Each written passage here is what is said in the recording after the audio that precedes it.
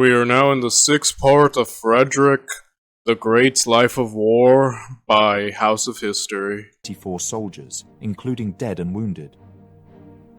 The losses at Maxen were significant. Daun simply used his overwhelming numbers to storm the Prussian positions and seize a relatively easy victory. Frederick blamed Once again, Daun just getting the one-up on old Freddy boy, eh? Fink for the disaster, despite the general following his orders. The general spent the remainder of the war in Austrian captivity, and upon his return, Frederick had him court-martialed and imprisoned. Even the king's most loyal supporters. That's a bit harsh, I think. Yeah, I think that's a little bit harsh on Frederick's part, to be honest. Like, he was essentially put in an impossible situation. Like, I don't think anyone else could have maneuvered out of that situation. I think a bit much. A bit harsh on Frederick's part, in my opinion. Had to admit Fink was just following orders, and if anything, the operation was Frederick's personal failing. Things snowballed in the aftermath. 2 weeks after Maxen, a Prussian force was defeated and captured at Meissen. Another 3,500 soldiers were lost. It was an embarrassing affair. Because the Austrians knew of their numerical superiority, they refused all prisoner exchanges. This was an enormous problem for Prussia. They were indeed very short on manpower. But as became customary, Daun remained cautious. He returned to his winter quarters in Dresden and did not engage the Prussians for the remainder of winter. That is how the 1759 campaign ended. Prussia had lost most engagements since Hochkirch the year before. It was a year of bloody defeats, some surprising reverses, but ultimately the Prussians drew the shortest end of the stick. The shortages in manpower, finances, and ammunition wore down the army, and the king personally. He struggled with his health. He was rarely healthy, had constant bouts of gout and fever. He barely slept. As the first snow fell, it appeared that his kingdom's future was one of imminent defeat and partition. This guy's falling apart. I think it's the stress, personally.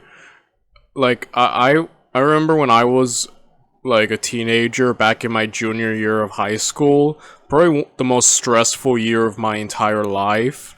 I ended up, like, developing, like, stomach issues and just getting really, like, sick just because of the amount of stress that year. Not just at school, but in life in general. So, like, I can only imagine Frederick times 10, more than 10, times like a billion, like, the amount of, like, pressure and stress the man must be in. It's not good for your body. It really does mess you up, you know? So I imagine, like, yeah, he's falling apart because of that, like, yeah.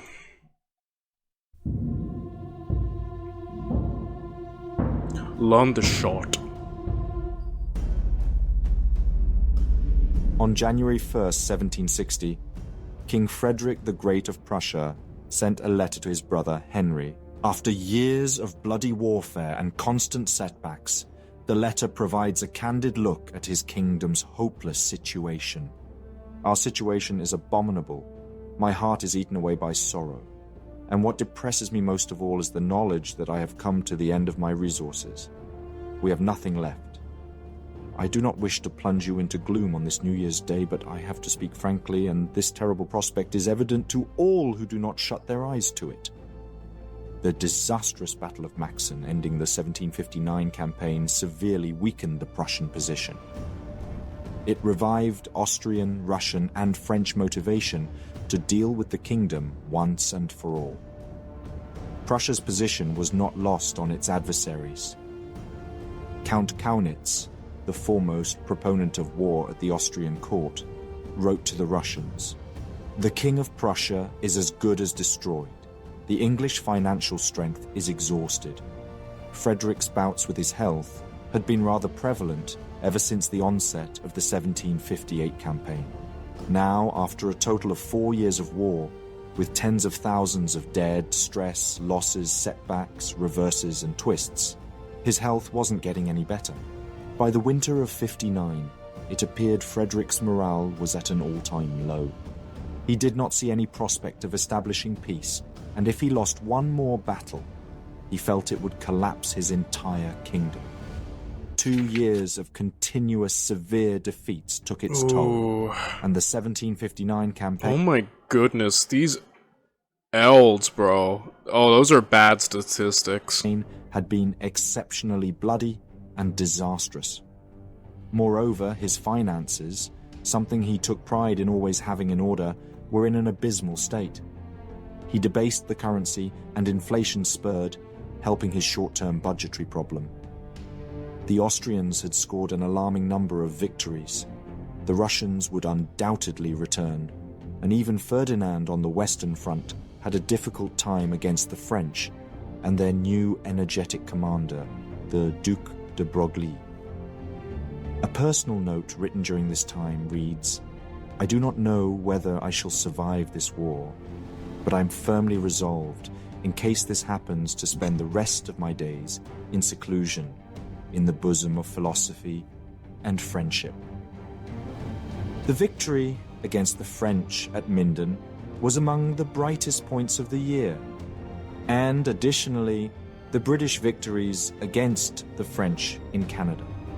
But their defeat meant the French had to look for a new area to secure a good position when peace negotiations inevitably started. Prussia became their prime target. Frederick embarked on an ambitious diplomatic winter campaign to establish peace with whichever adversary would listen. Informants at Versailles assured him Louis XV desperately wanted peace, but the only way to achieve it was through negotiations between France and Britain. And Britain made it explicitly clear they would not start negotiations if Frederick had to give up Silesia, a deal-breaker for Austria. He also tried to seduce the Ottoman Empire to join a war against Austria. He sent lavish gifts to the Sultan and Grand Vizier.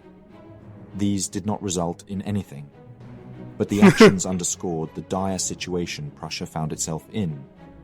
His strategy regarding the war was the same as the previous years, although he seemingly had to do much more with much less. He wanted to maintain control over Saxony and Silesia. The Austrians still held control of Saxony's capital, Dresden. Frederick planned to recapture it. Historians conflict about how many troops were at Prussia's disposal. At the onset of the 59 campaign, Frederick commanded 160,000. It is necessary to highlight that quantity did not mean quality. Many of his troops were freshly levied recruits, freebooters, and rogues. At the onset of the 1760 campaign, the most generous estimate was that the Prussian army numbered 110,000, and the quality was undoubtedly even worse than the year before. At the Battle of Maxen, 15,000 veterans, 9 generals and 500 officers were captured, not to mention all those who were lost at the Battle of Kunersdorf. The shortages led to Frederick enlisting Austrian and Saxon prisoners, and very young cadets. Correspondence with his minister survives in which Frederick laments, "He longed for the day when he would not send children into battle. He scraped the bottom of the barrel." By April 1760... Yeah, dude, the fact that Frederick survives all this is kind of amazing. Nothing short but a miracle, considering that, yeah, he has to essentially levy children and really young people. Like, no doubt he's lost a lot of his hardened veterans and things. And like when the series began, it's like the Prussian army was a well-tuned, drilled, oiled machine, full of experience and quality and discipline. Now it's just like we're just trying to survive. We're throwing all hands on deck. We kind of lost after all the numerous elds. Yeah. 60, the spring campaign came to life. Frederick and 55,000 troops stood ready at Meissen. Henry, commanding 35,000, stood at Sagan to keep an eye on the Russians. Lieutenant General Henri Auguste de la Motte Fouque protected Landshut with 12,000. He secured an important road junction to provide easy access to Silesia. Blood had been shed 3 years before as the Austrians and Prussians clashed at the same stronghold. It is safe to assume Prussia's enemies outnumbered them well over 2-1. The Russians loomed behind the Polish border. The Duchy of Prussia had been under Russian occupation for so long that some reports hinted at the duchy becoming Russian one day, a disaster. By spring, the Allies were converging against the Prussian positions. Loudon, commanding 40,000 soldiers, camped in Upper Silesia. Dorn, commanding at least 80,000, camped at Dresden. General Lacy camped to the city's north. Rumors of an imperial army marching to reinforce Dorn reached Frederick. He figured there was no time to waste. For weeks, Frederick maneuvered, attempting to seduce Lacy to battle, to no avail. His main army could not leave Saxony, while Loudon's army clearly wanted to capture Breslau. The Austrians definitely held the upper hand. A stalemate developed around Dresden. News reached Frederick that a Russian army numbering around 20,000 crossed the Vistula and again marched against his capital. Time was running out. He prolifically wrote Henry, who often chose to ignore his messages. Frederick wanted him to engage in battle, whereas Henry preferred cautious campaigning, destroying supply depots. It would be the Austrians who launched the first serious combat in this campaign. General Loudon considered his superior, Dorn, too slow and too cautious. Loudon's goal was to confuse the king rather than be patient, and strike so violently that Frederick would have no other option but to respond. With success, letters survive where Frederick refers to Loudon's movements as incomprehensible. All Prussian commanders understood the danger of Loudon in Upper Silesia. They were heavily outnumbered, barely able to garrison the strongholds of Breslau, Schweidnitz, and Neisse. At Landshut, Fouque felt a battle was imminent, and he wrote to the king he was stationed there without much of an army. His direct orders were to hold Landshut to the last man. On June 23rd, General Loudon put his military doctrine about violent attacks into practice and attacked General de la Motte Fouque at Landeshut.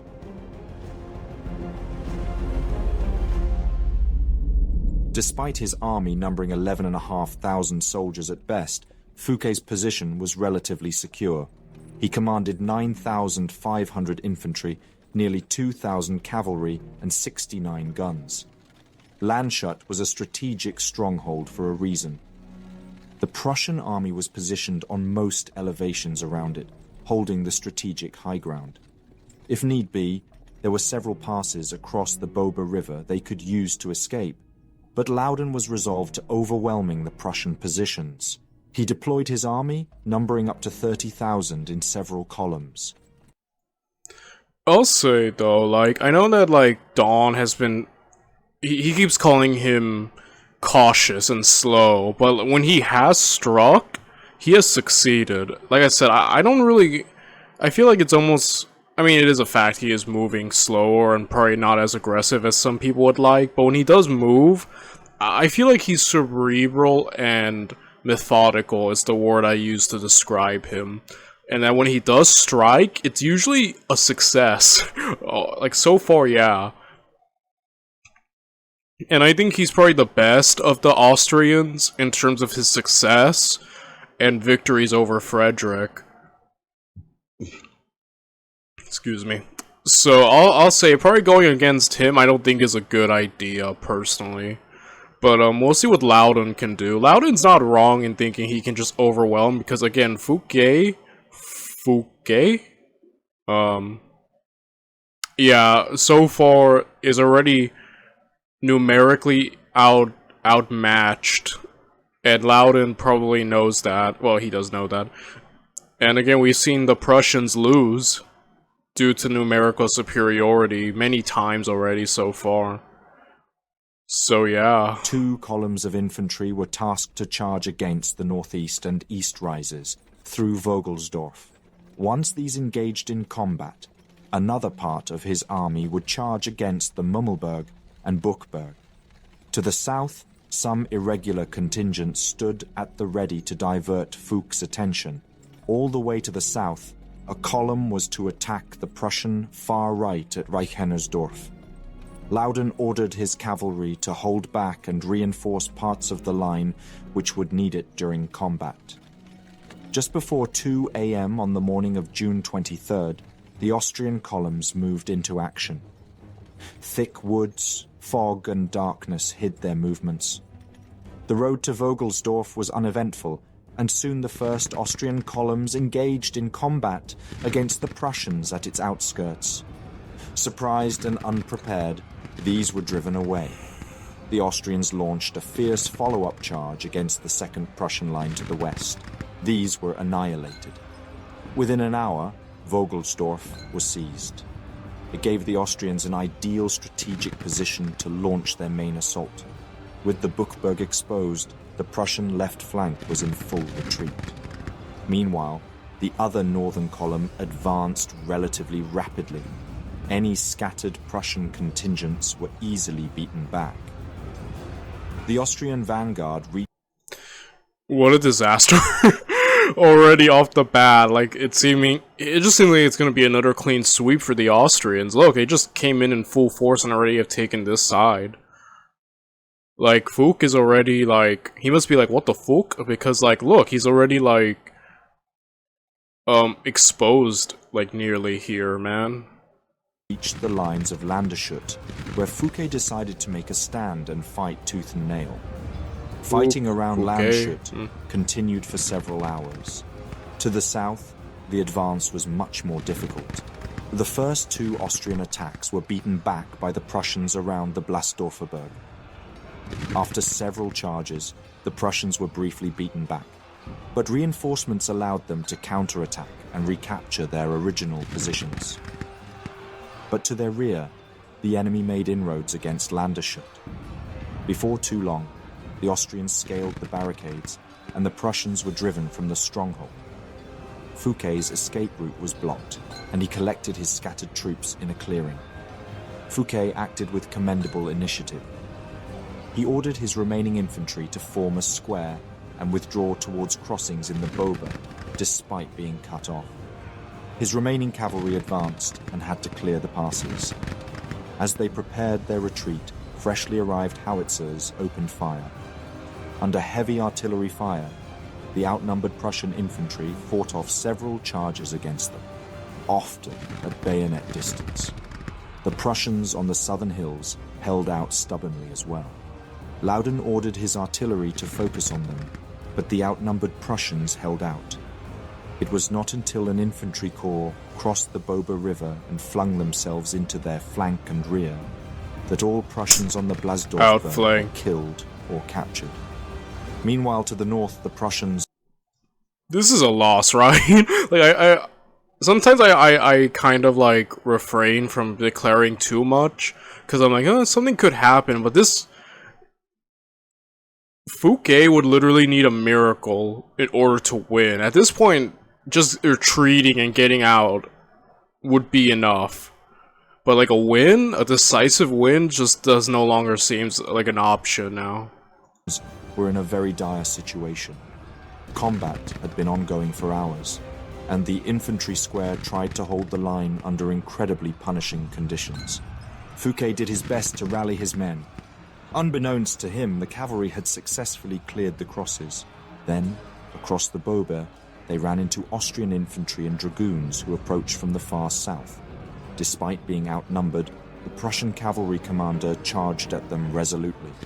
Some of his cavalry broke through, but many were beaten and taken prisoner after bitter hand-to-hand fighting.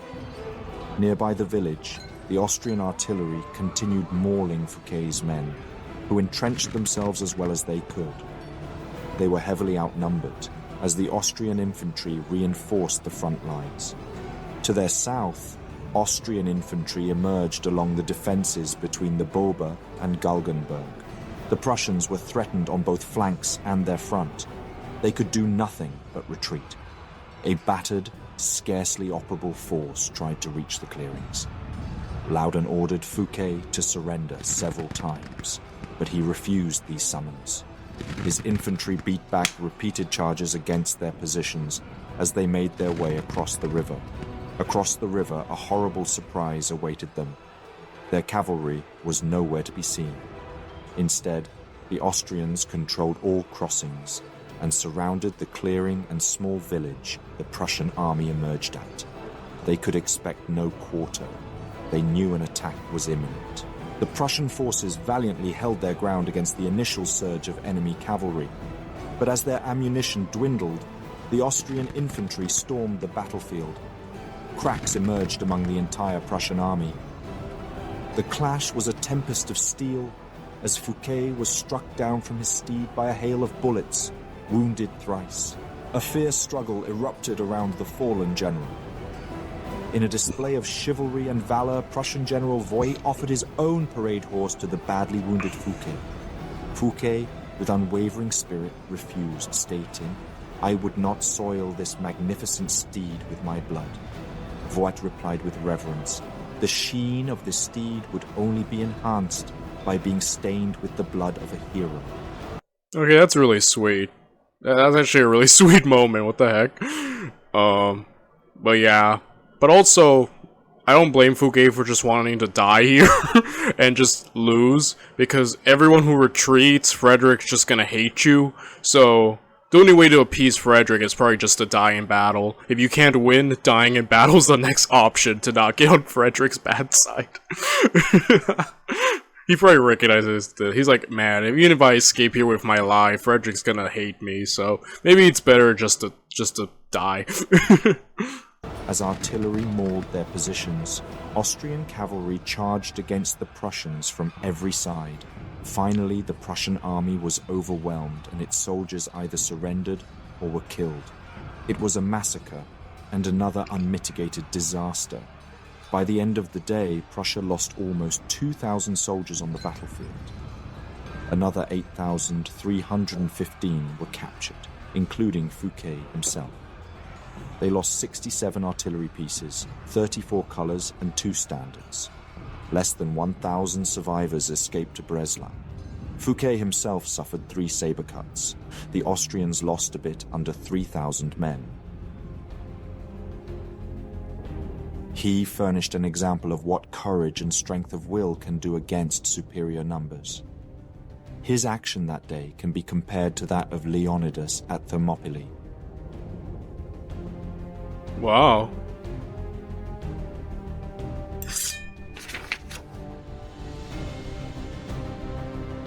The disaster at Landeshut was similar to the previous one at Maxim. Again, a Prussian general obeyed the king's orders against better judgment. And again, the unwavering loyalty backfired. In contrast to Frederick's irrational anger after Maxim, he openly second-guessed himself and his decision to hold the town. He certainly was milder in judging Fouquet. In the battle's aftermath, Loudon pillaged Landshut. The strong Austrian position in the province was a breaking point for Frederick. He decided he valued Silesia more than anything. 1 week after the battle, he collected his army and marched to the east, knowing the dangers of his risky mission very well.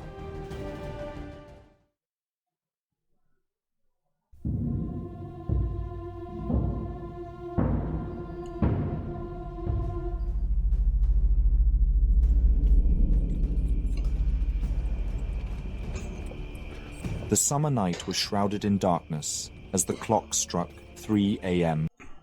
Yeah, I think Silesia probably is the most important, because that's the one that the Austrians won, and kind of like the starting of their hostilities was just because of, you know, the taking of Silesia. So, I'll say, I understand Frederick wanting to go to defend that. And also, he probably could lure Loudon into a battle. I mean, Loudon already has proven he wants to fight, so... I don't know, maybe Frederick can actually get him to fight him. Though I'm not sure if that would be a good thing. I mean, granted, we'll see. You know, it's just like... Prussia's been having a lot of L's so far. 1760. General Loudon and his army made camp near the village of Pantin. Their eyes set upon their target, the elusive Prussian forces whose campfires flickered in the distance to the northeast. The Austrian plan was simple yet bold: to encircle the Prussian army with their superior numbers and overpower them from every angle. Yeah, I like how Austria recognizes its strength. We have manpower. Let's just use it. And it's been working flawlessly. Like, no other series than this one have we seen the manpower advantage just being almost essential to just winning. Other than just like early Rome, where their manpower was just insane and they could just keep fighting. Field Marshal Daun and General Lacy would strike from the south and west. Oh crap! I just realized Dawn and Lacey are there. They're all giving it a fight now against Frederick. Dude, Frederick needs to win. I feel like if he were to be destroyed here, what hope has he? This is like really important. While General Loudon approached from the east, unaware of the danger that lay ahead. The rolling hills along Loudon's path were guarded by the silent sentinels of Prussian artillery, waiting for the signal to unleash hellfire upon the unsuspecting army. And, hidden behind the veil of night, the main Prussian force lay in wait, ready to launch a devastating surprise attack.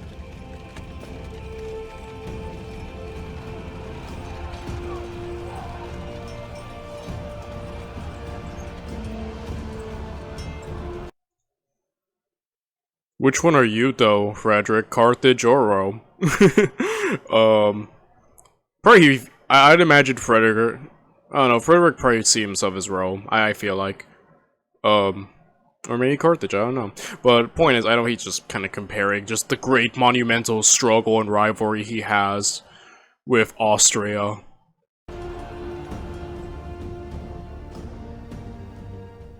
In the vibrant spring of 1760, the illustrious Frederick the Great, a master strategist and the King of Prussia, had vigorously campaigned in the verdant lands of Saxony.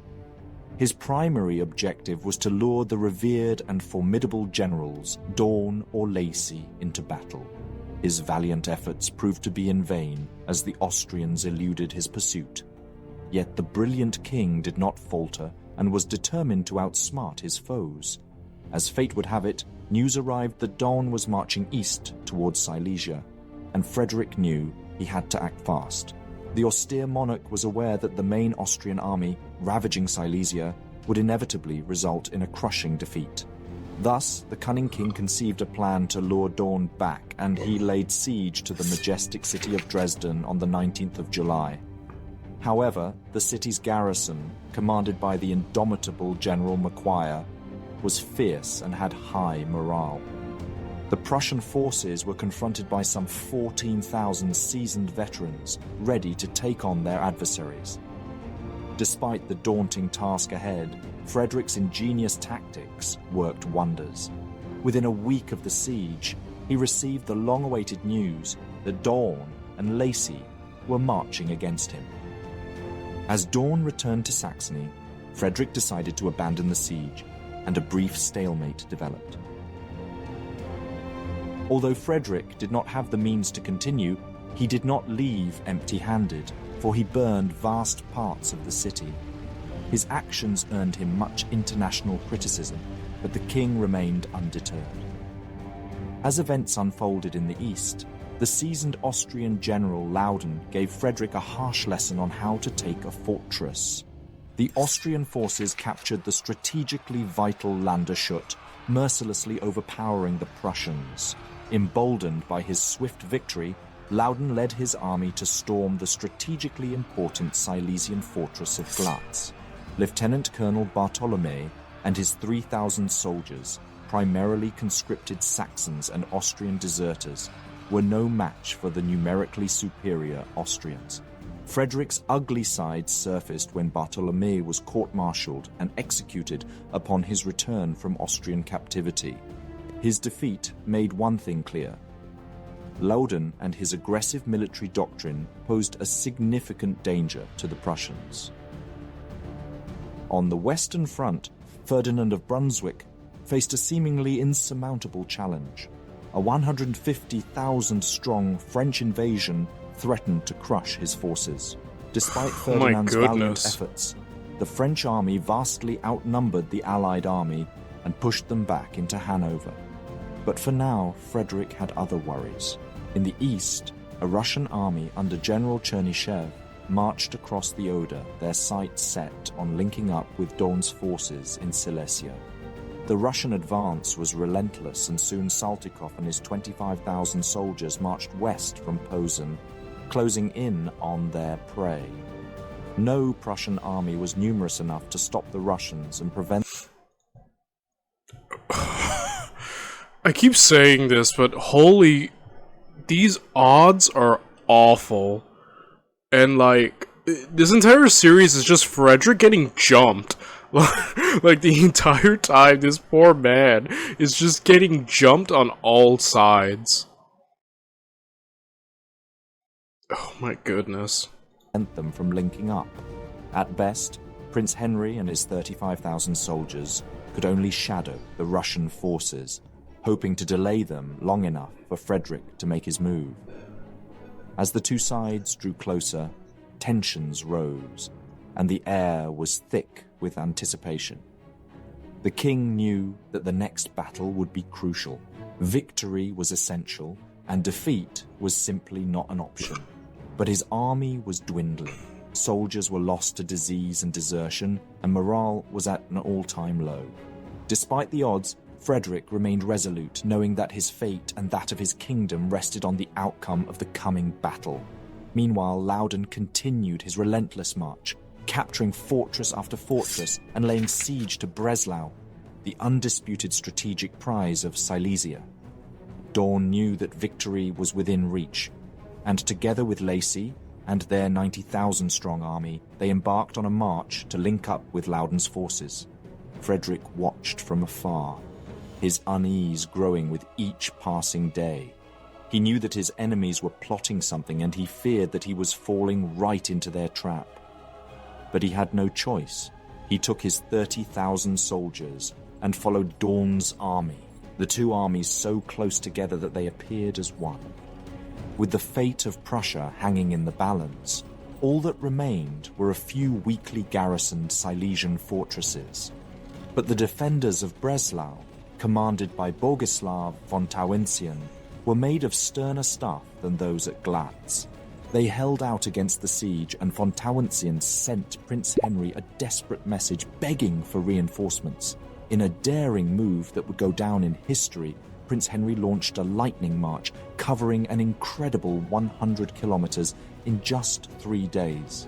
With his 35,000-strong army, he approached Breslau, ready to do battle with the enemy. On August 5th, they relieved Breslau, pushing back Chernyshev's 25,000 troops and Loudon's forces. It was a moment of triumph. Dang, Henry? Like, combined? While being outnumbered? Wow. Like, that lightning march probably helped him get the drop on the adversary, but that's still impressive. Way to go, Henry. The Prussian forces, one of the most brilliant exploits of the entire war. But Prince Henry knew that the battle was far from won, and he wrote to his brother acknowledging the thankless task that lay ahead. If one had foreseen the difficulties that I am finding in this campaign, and those that I still foresee, I would have begged you to spare me from a job that I regard as almost impossible to perform. During these days, Daun received a barrage of messages from Kaunitz and Maria Theresa, spurring him into battle against Frederick. Their orders were clear: engage Frederick's forces and crush them. But Daun, ever the strategic commander, refused to play by his enemy's rules. He demanded that the battlefield be of his choosing, and that it be north of Breslau. Meanwhile, again, Daun, man. Daun will always have the initiative. Like, he is not ever gonna do anything that ain't on his own terms, and he has had nothing but success so far following that mindset. So once again, man, it's hard to just, as the kids say, let the man cook. Let Daun cook.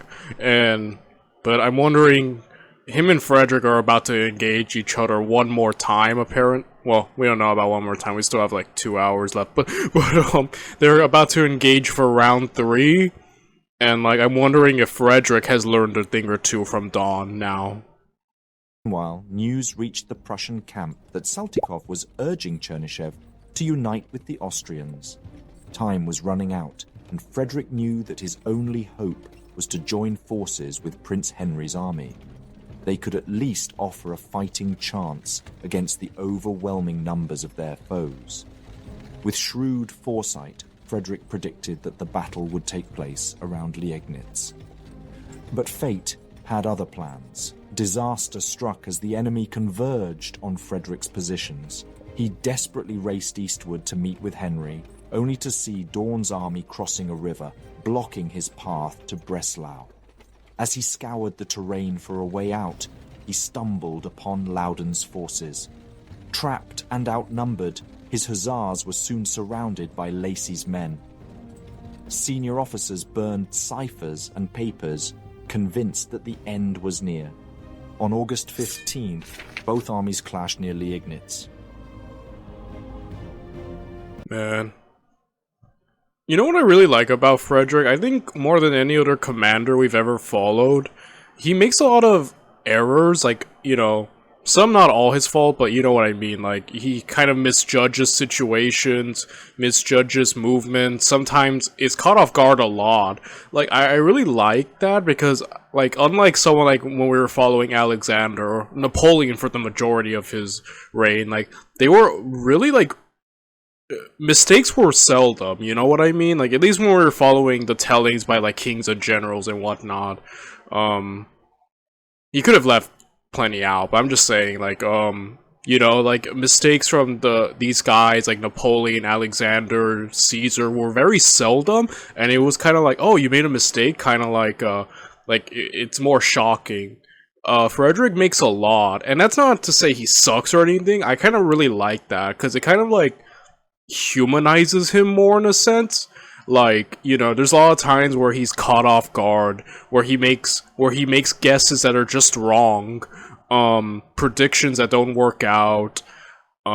He's suffering a lot of loss, both in his personal life and in terms of military. Like, he takes a lot of, you can see, like, minor L's, major L's, and yet he pulls through, which I just like. I feel like it humanizes him more, and just seeing a great man be flawed, even as flawed as that, just like, and still be great and pull through is kind of amazing. I don't know, that's what I like about Frederick. And, you know, I'm just saying, I do notice he is making mistakes and errors of judgment, sometimes predictions that just don't go the way he thinks, but, I kind of like that aspect about him, you know what I mean? Like, he's not just always making the right prediction, always doing the right thing, always winning without flawlessly. Like, there's just something more human about it. Granted, like, the other greats I mentioned, like Alexander, Caesar, Napoleon, they were definitely human too. I'm just saying, I don't know, it's just unique with Frederick, I have to say. You know, and I don't mean that in a bad, disparaging way, like, oh, you know, like, I actually really like that aspect of him personally. Like, he really is an underdog in all sense of the word, and one who you can root for and feel oftentimes just kind of bad for. Like, I'm kind of looking at this guy, I'm like, dude, like, give this man a break. Like, life ain't giving this man a break.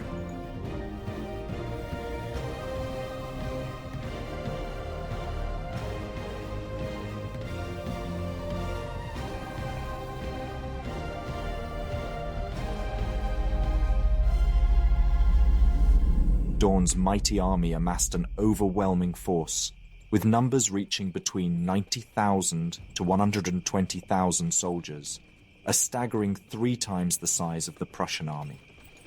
This numerical superiority made Daun feel invincible, and he was certain that he could encircle and crush the Prussian forces without breaking a sweat.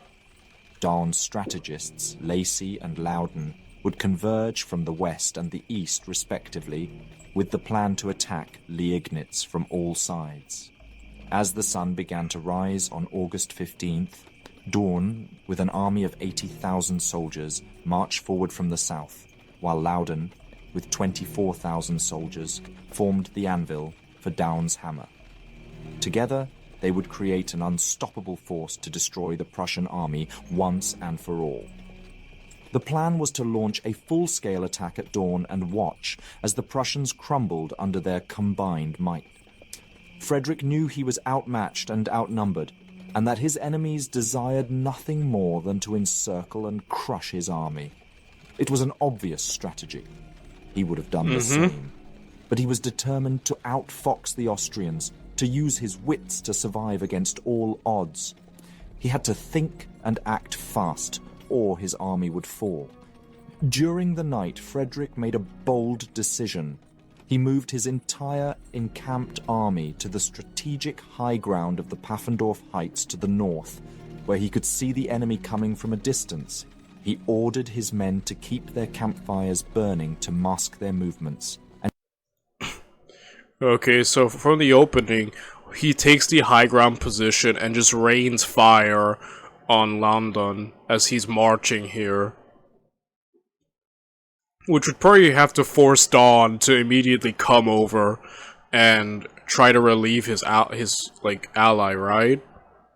So at least in that sense, Frederick kind of disrupts their plans, and you know, he's gonna commence the battle on his own term. But even then, it's like the manpower, though. Like, there were times where Prussia definitely had a strong start, but at the end, when the manpower came down, they just couldn't keep up against the endless, like, numerically superior enemies. So, how does Frederick intend to negate that? He, like, would need to secure a decisive but also sort of quick victory, at least. And he prayed that this would be enough to keep the enemy at bay. But to his east, the Austrians were closer than he had anticipated. As the dawn approached, Loudoun's vanguard was moving in, unknowingly marching right into the Prussian trap. Loudoun's objective was to seize the Pfaffendorf Heights as a solid base for launching a full-scale attack the following day. But he was too late. The Prussians had already taken their positions. In the dead of night, at 2 a.m., a group of hussars engaged in a fierce skirmish with Loudoun's vanguard. They quickly realized the gravity of the situation and rushed to inform their king. Without wasting any time, Frederick immediately began to organize his army, aware that they were about to face their greatest challenge yet. Within an hour, the Prussian army was deployed, with Zieten taking command of 2/3 of the forces, facing southwest and keeping an eagle eye on Dawn's movements. Meanwhile, the rest of the army, around 14,000 strong and under Frederick's command, faced east, ready to face the enemy head-on.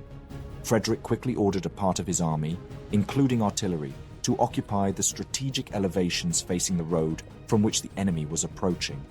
As soon as his scouts reported that the enemy was less than 500 meters away from his positions, he gave the order for the artillery to open fire, signaling the start of the battle.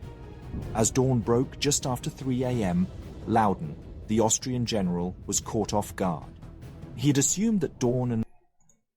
Heck yeah. So, I'm guessing Frederick wants to take down Loudoun. He wants to stop their convergence, in a sense, right? Or at least take away the initiative of them using their hammer and anvil thing. So, ideally, if he could, like, hold back Loudoun, or, like... Again, like, it's the winning aspect that gets me. Like, holding off Loudoun's one thing, but if Dawn marches and faces while they're in the middle of fighting and manages to make it, like, then you're fighting on two fronts, like... Eventually he'd be overwhelmed.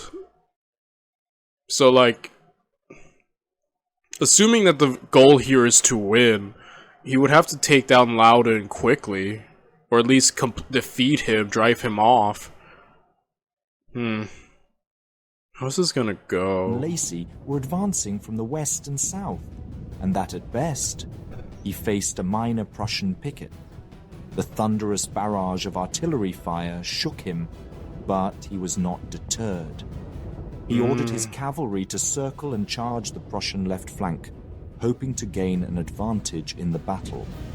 Nearby Hummel, the Austrian cavalry charged head-on into the Prussian cavalry and infantry, causing them to briefly recoil. But fresh infantry regiments and a fierce cuirassier charge equalized the combat, creating a prolonged and confusing battle. The units barely held any formation thanks to the dense forests and elevations, and the fight was brutal and unforgiving. Louden's infantry vanguard launched an uphill charge against the Prussian centre, west of Pantin. They advanced through the bushy slopes and ferocious combat ensued. Prussian artillery launched barrages of canister shots. The Austrians continued until musket fire stopped them dead in their tracks. Casualties fell on both sides. The second Prussian line advanced to plug the holes of falling comrades in the vanguard. The reserves took the second line position, backed by reserve cavalry. The combat in the centre, west of Pantin, was savage and bloody. Frederick ordered his left to launch a counterattack. They charged ahead against the Austrian line with a battle cry, which held steady until that point. But the suicidal charge unnerved the Austrians. It crushed Louden's right flank, which had already recoiled from the initial charge. Combat took place in a long line, as artillery tore into the infantry. As the fierce fighting raged on, Loudon realized the grave error he had made. He had been fighting the formidable Prussian army all along, and it was too late to make amends. The situation worsened when the Prussian right flank arrived on the scene, and the battle was all but lost. Knowing that a strategic retreat was his only option, Loudon gave the order to fall back to Bienowitz and cross the treacherous Katzbach River. Despite being far away, Lacy and Daun... Dang, holy crap. Okay, Frederick essentially has secured the W over Loudon. I was worried that Dawn and Lacy, I said Lucy. Lacy were gonna charge in the middle, but it seems like Frederick had enough ample time to secure this victory, and he completely took the initiative, completely disrupted the Austrian plan, finally outwitting Dawn. I mean, granted, depending if Dawn joins the battle now, then it's gonna have to be another fight. But for now, he seems to have outwitted him. And soon realized that Loudon was in grave danger and that time was running out. In a daring move, Loudon's cavalry launched 2 charges to cover the retreat of his army. These brave soldiers inflicted severe damage on the Prussians, who were unable to launch a pursuit. In good order, Loudon's army withdrew across the Katzbach River and retreated from the field of battle. The routing of Loudon's corps resulted in Daun and Lacy being forced to hold back their main offensive. Daun, in fact, arrived on the field before Loudon withdrew. Yet, true to his cautious nature, he hesitated to immediately come to Loudon's aid, losing precious time that proved decisive in the Prussian victory. As the sun began to rise... Wow, I was so like nervous. I was like, what if Dawn shows up? But apparently he was close enough before the victory was secured. It just, finally his caution has come to bite him in the butt, since he could have created a better opportunity to squeeze Frederick, but instead allowed Frederick to take on one side, divide and conquer, right? Wow, okay. Finally, Frederick seems to be getting one up on Dawn. Over the battlefield, the true extent of the carnage became clear. The casualties were staggering, and the ground was littered with the bodies of brave soldiers who had fought with valor and determination. In the end, Loudon had lost between 8,000 and 10,000 soldiers, with 2,000 dead and 5,000 taken prisoner. Among the prisoners were 2 generals, 80 officers, and 83 artillery pieces. The Prussians too had suffered greatly, with 775 dead, 2,500 wounded, and a few missing or captured, totaling nearly 3,400 casualties. It was a brutal and devastating battle, and the most significant losses were incurred during the desperate moments when the Austrian cavalry covered the retreat. Dang.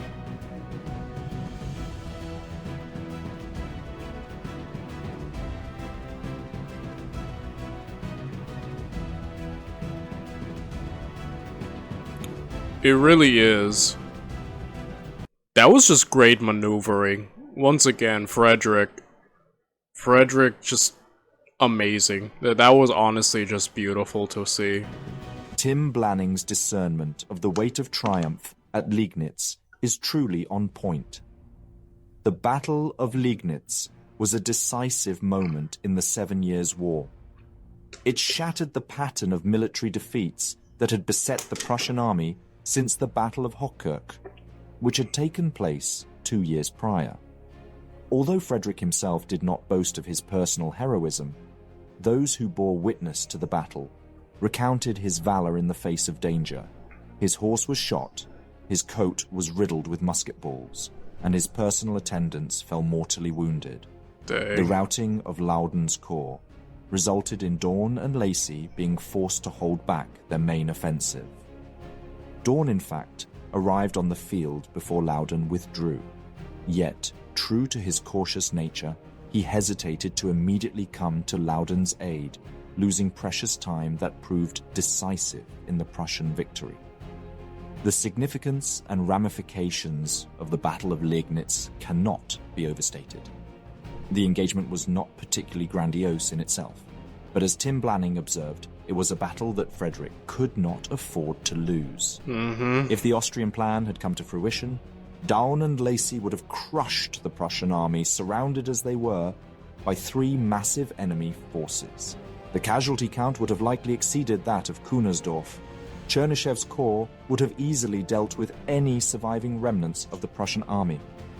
But upon learning of the Prussian victory against Loudoun, Chernyshev's corps chose to turn east and await further developments. The Austrians also withdrew, opting to lay siege to Schweidnitz, to the west of Breslau. The Battle of Liegnitz renewed the morale of the Prussian army. David Fraser's vivid analysis recounts how, in the lead-up to the battle, Frederick spent the entire night riding between regiments, encouraging his men and cracking jokes. To his soldiers, he was Alter Fritz, their own man, model, master, and mascot. His charisma was fully restored. The victory also restored the faith of his British allies, who had been doubting the wisdom of continuing to support the king after the unrelenting string of defeats. Wow, that's great. This was like, I guess, the symbolic, psychological effects of that battle seems to be incredibly invaluable towards the war effort. With their morale and confidence renewed, the Prussians marched on. For the campaign was far from over, and little did they suspect that one of the most brutal and intense battles of the entire war lay just ahead.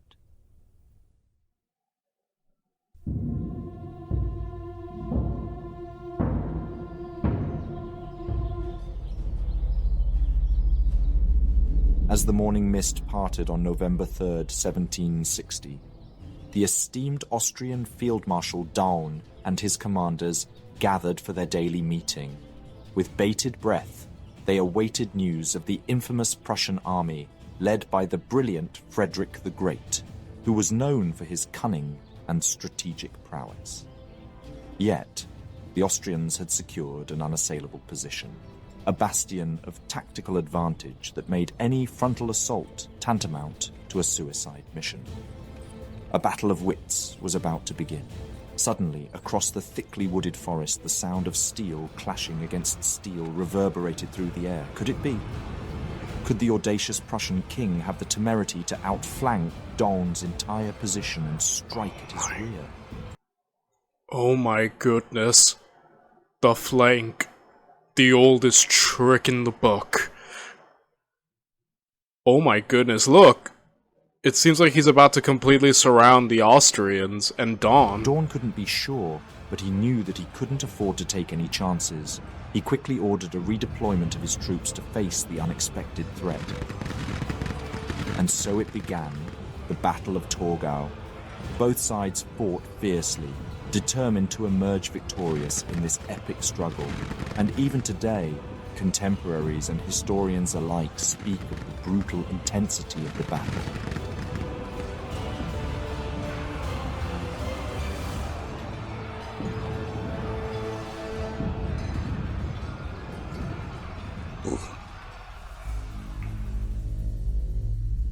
The The victory at the Battle of Liegnitz was a long-awaited triumph for the beleaguered Prussians, who had suffered a string of crushing defeats since the fateful Battle of Hochkirch almost 2 years prior.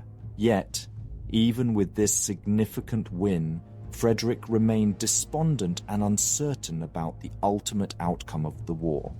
While hindsight now clearly points to Liegnitz as a pivotal turning point, at the time the outlook was far from optimistic. Following the battle, a tense stalemate descended upon the region. Both sides, led by Daun and Frederick, were locked in a fierce contest, their armies cautiously maneuvering through the western Silesian hills. Defensive positions were held tenaciously, with neither side willing to risk attacking the other, lest they abandon their strategic high ground. Meanwhile, on the Western Front, under the leadership of Ferdinand of Brunswick, the situation was less than rosy. The French, suffering significant losses overseas, found themselves weakened when it came to inevitable peace negotiations. In a desperate move, the Duc de Broglie launched a massive campaign against Hessen and Westphalia, amassing an army of 150,000 soldiers. Outnumbered and outmatched, Ferdinand was forced That army's insane. to retreat, despite winning numerous engagements along the way. Amidst the tumultuous conflict, the winds of war shifted once more, with events taking a dramatic turn on the Western Front. On July 31st, Ferdinand scored a resounding victory at Warburg, but the French, with their superior numbers, seized the Hanoverian city of Göttingen just 1 week later, encroaching further into enemy territory. The stalemate that ensued lasted throughout the year, but Frederick received increasingly alarming reports about the British Parliament's reluctance to continue financing the seemingly endless war. With their objectives already achieved, there seemed little reason to continue this costly and draining conflict. As the year wore on, the situation grew more precarious still. On October 25th, King George II passed away, succeeded by his young 22-year-old grandson, George III, who had little love for Hanover, referring to it as that horrid electorate which has always lived upon the very vitals of this poor country. Frederick knew that generous subsidies from Britain were unlikely to continue flowing as they had in the years before. In the east, the Russian front remained in a lull until the Russians suddenly broke the silence with a bold move. Frederick ordered his brother Henry to keep a 14,000-strong force to watch the Russians, while he himself remained at Glatz with the 50,000-strong main army. However, the French military attaché in the Russian camp launched an energetic diplomatic campaign to convince General Chernyshev to take action. With the Prussians preoccupied in Silesia, Berlin was left virtually undefended.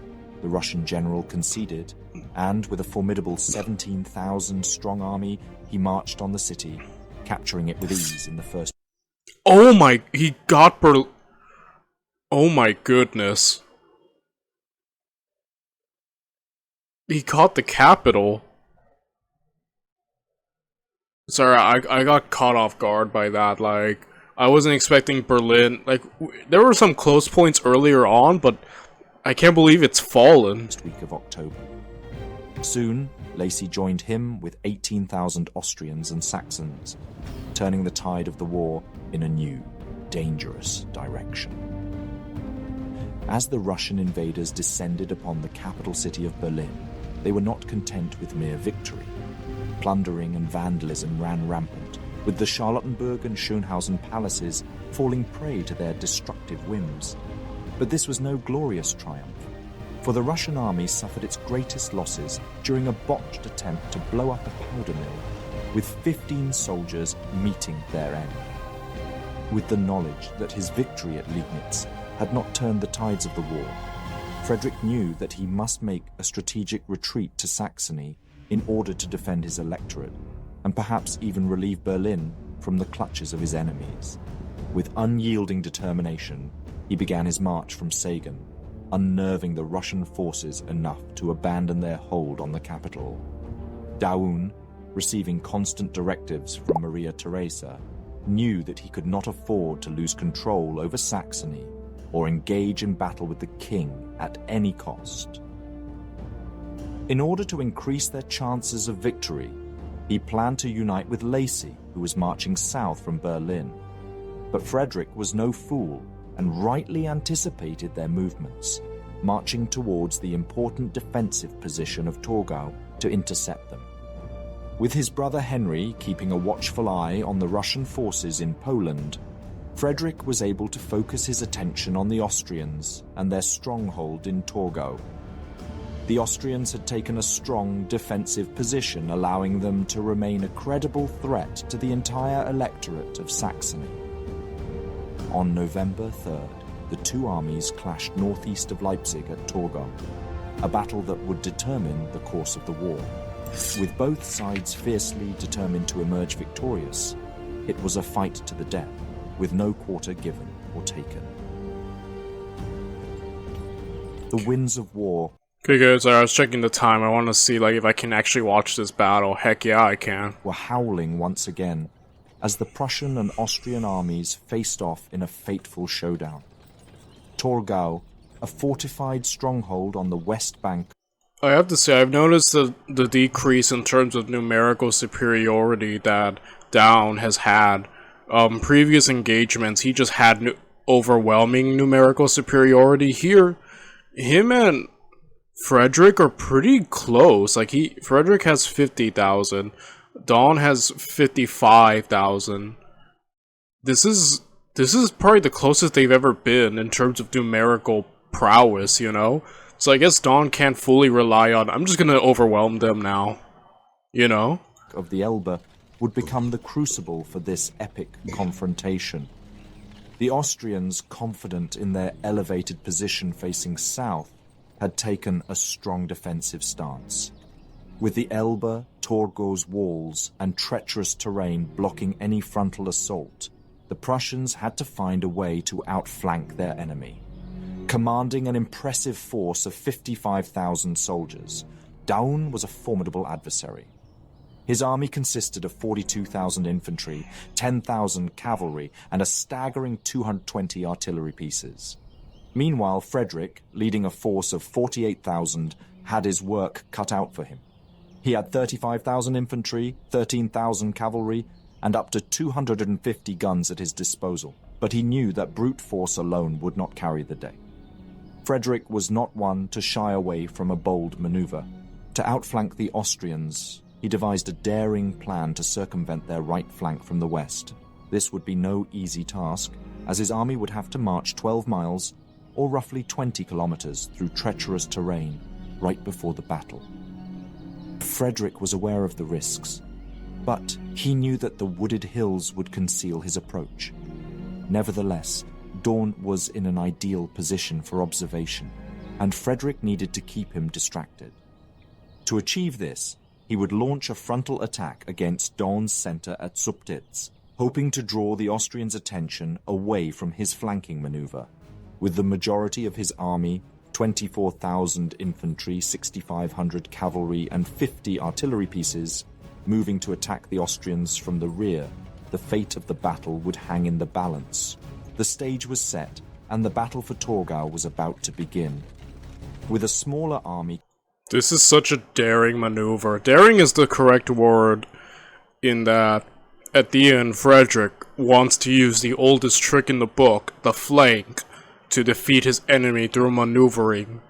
And he needs to create this diversionary attack in order to fully secure it and trap Daun, and as we see from the opening, he seems to have accomplished that, which means this is finally Frederick's time to avenge himself for his losses against Daun. Technically, he did with Loudon, but that was more Loudon, while Daun, he did blunder though. Daun's plan was essentially ruined, but now this is a directly at Daun, you know, he's facing him more directly, so this would probably finally be Frederick's opportunity to avenge himself. And again, Daun has kind of been his I keep saying that Dawn has final boss vibes, because I feel like he's the guy who's defeated Frederick already, you know, personally. And now Frederick defeating him would kind of be like, kind of like when you're in a video game, and then you fight the final boss early, but then like you grind until you get to a point where you can finally face the boss at the end of the game. That's kind of the vibe I'm getting, where Frederick he finally leveled up enough to get his W back and to finally show that he has defeated Dawn. I guess we will see. We will see. Commanded by General Zieten, numbering 11,000 infantry and 7,000 cavalry, Frederick intended to launch a frontal attack to divert the Austrian attention. They started from the southwest, skillfully avoiding the marshy terrain and swamps that could slow them down. Meanwhile, Zieten's army marched around 7 miles towards Dawn's south. As the clock struck 6:30 a.m., Frederick's army embarked on their march from Schilde. They positioned their army in 3 columns, with the king himself leading the first column of infantry battalions. The second column of battalions was commanded by General von Hulsen, while Prince Georg von Holstein-Gottorp commanded the third column, with all his cavalry and some leftover infantry. The ground beneath them shook as they marched forward, ready for battle. The march around Daun's force took longer than expected, and the Austrians caught on to their plan. Scouts quickly spotted an enormous army passing their western flank, sending them into a frenzy. Minor skirmishes with pickets revealed their movement, and Daun redeployed his army, sending his second line to defend his north. Meanwhile, Zieten came under heavy fire from the Austrian positions, unable to attack just yet.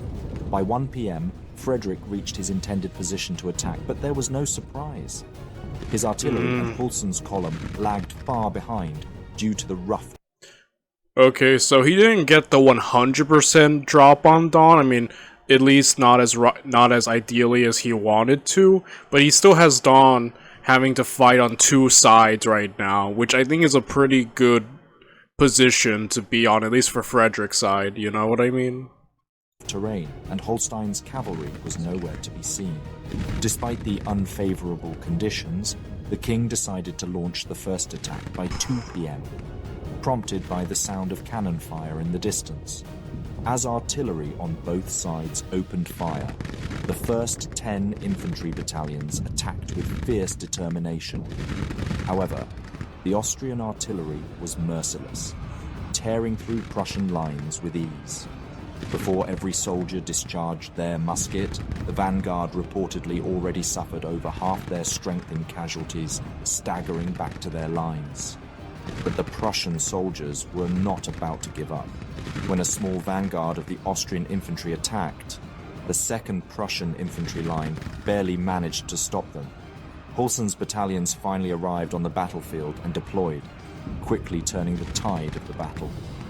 The Austrian infantry was bested, and the Prussians advanced, inching closer to victory. Before they could fall on the Austrians, some faced a cavalry counterattack, personally led by Daun. The battle was savage, and fighting took place along the entire line. Amidst the chaos, a lost musket ball hit Frederick, causing him to briefly slip out of consciousness and be carried from the battlefield. Oh no. Yeah, some of these images are AI, right? Because I kind of looked in the background, some of the faces like this look just like, his face looks like it's melting.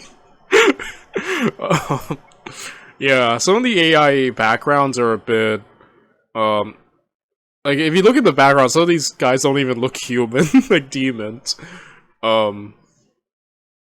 Yeah. I don't know, it's a bit iffy. Sometimes I think AI art can look pretty well. I think overall House of History is using it pretty well. It's just sometimes you do see in the background, like, yeah, AI still has a lot of kinks to work out, right? In total, 3 horses had been shot from under him. As he regained consciousness, the king could see his second attack fail.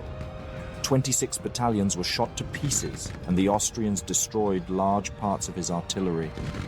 Despite the setback, Frederick remained resolute, knowing that the war was far from over. At last, the Prussian cavalry arrived, their horses thundering through the battlefield as they took their positions. The wounded Frederick himself commanded Holstein to charge from the far left, while what remained of the infantry banded together for a third assault to relieve their exhausted comrades. The Prussian cavalry galloped towards the front lines, arriving just in time to join the fray, the sound of their hooves echoing across the battlefield as the clock struck 3:30 p.m. As dusk set in by 4 p.m., the fighting continued unabated, with junior officers stepping up and leading charges, even as the Prussian forces appeared to be on the brink of defeat. It seemed that all was lost for Frederick's troops, with the Prussian right suffering a devastating cavalry charge.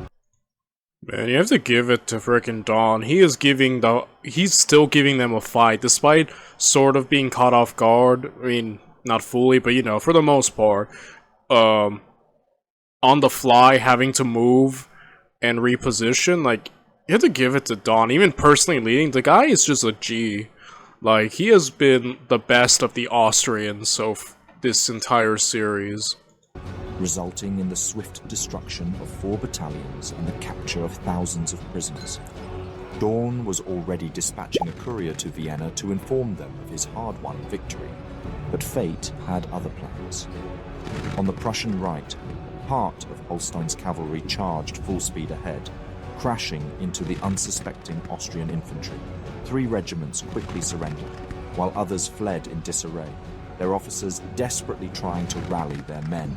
Meanwhile, Zieten had been biding his time, delaying his attack until 4 p.m. for reasons unknown.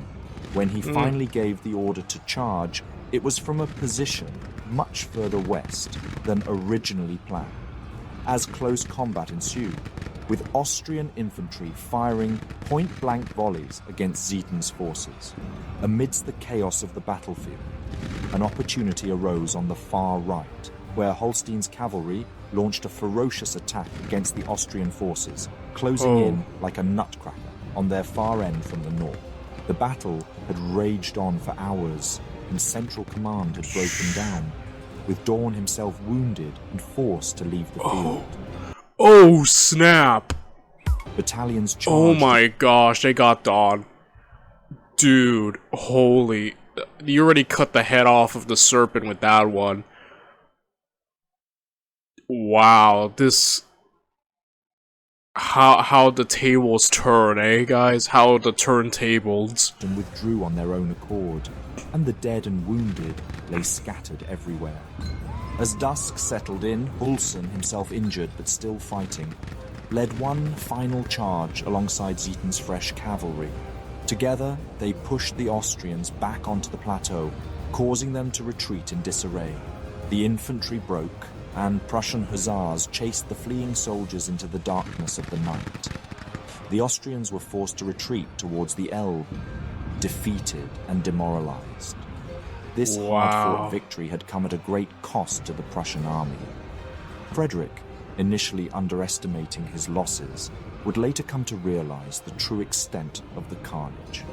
Official figures would later reveal that between 17,000 and 24,000 Prussian soldiers had been killed, wounded, or taken prisoner, with some estimates suggesting that the losses could be as high as half of the Prussian army's total strength.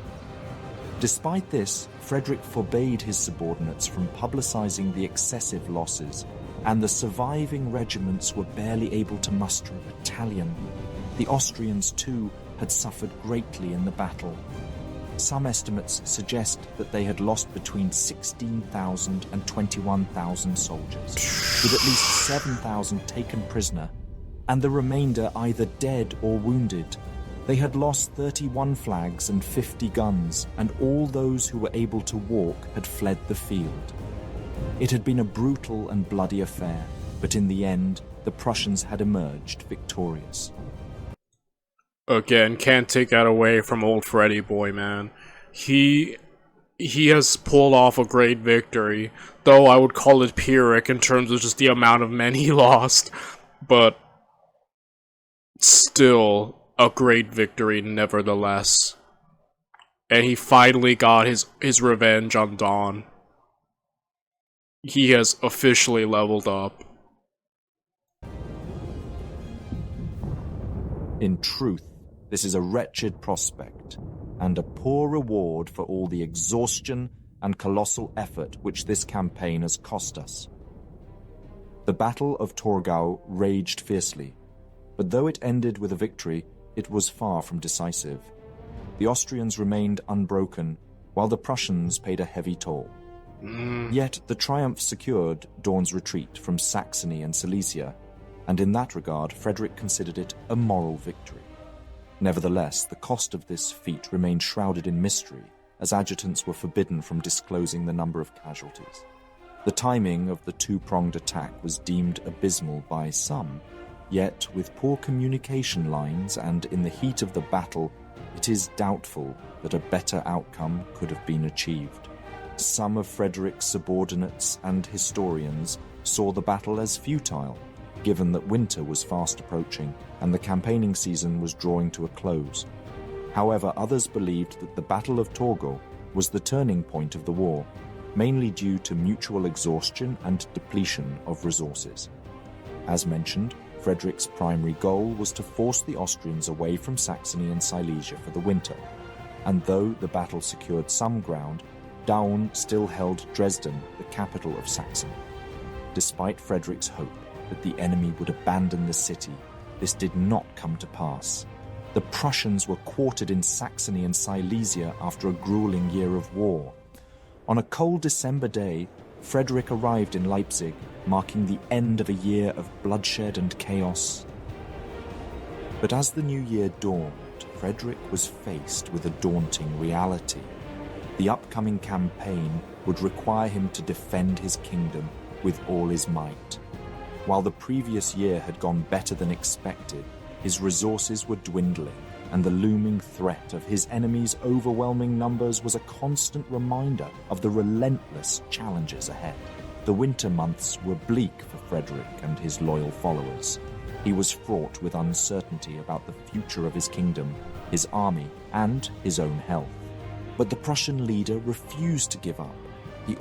Again, I guess that was really Pyrrhic victory in terms of it didn't lead to the outcomes that he fully wanted, but I still think that is a victory. Like I said, Pyrrhic victory feels like the appropriate term to use. But, dude, the fact is just so much, and he's still going another round. This man's endurance is insane. And like I said, I really like watching this because he's not so flawless, but that makes him even, like, more fun to watch, in my opinion, you know? Like, you know, he's fighting a coalition, but he's getting by the skin of his teeth, I feel like, you know? It's very different than, like, when we were watching the Napoleon series, where Napoleon won, like 5 wars, you know? A lot of them almost flawlessly, like, especially from, like, the third, coalition and whatnot, like, just like, bam, bam, bam, bam, like, you know? And here, Frederick is just like, oh, he's holding on for dear life, like... And it's like, man, how could you not kind of root for the man at this point? Like, yo, I kind of want you to win just so you can have a break for once. Like, you know what I mean? Ordered his officers to recruit farmers and train them to become soldiers, determined to fight until the bitter end. The Austrians, French, and Russians were also struggling with monetary problems, and it seemed that war fatigue was starting to set in for many commanders. Frederick and his kingdom were holding on by the skin of their teeth, unsure if they could survive another year of intense warfare. The fate of Prussia hung in the balance.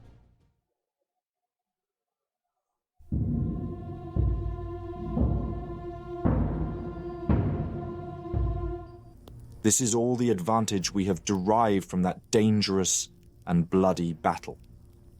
I suspected what was going to happen, and I am very sorry to have been proved right. Following the triumphant yet incredibly costly end of the 1760 campaign, Frederick the Great sought refuge in the city of Leipzig during the winter of 1760-61. There, he tirelessly toiled to rebuild the strength of his person and his state, readying himself for the ongoing war that lay ahead. Despite his companions' unwavering support, the king's spirit was burdened with melancholy and a sense of withdrawal, causing him to look far older than his mere 49 years. In spite of fervent hopes for peace, the tenacious Austrians and French refused to lay down their arms and persisted with the war.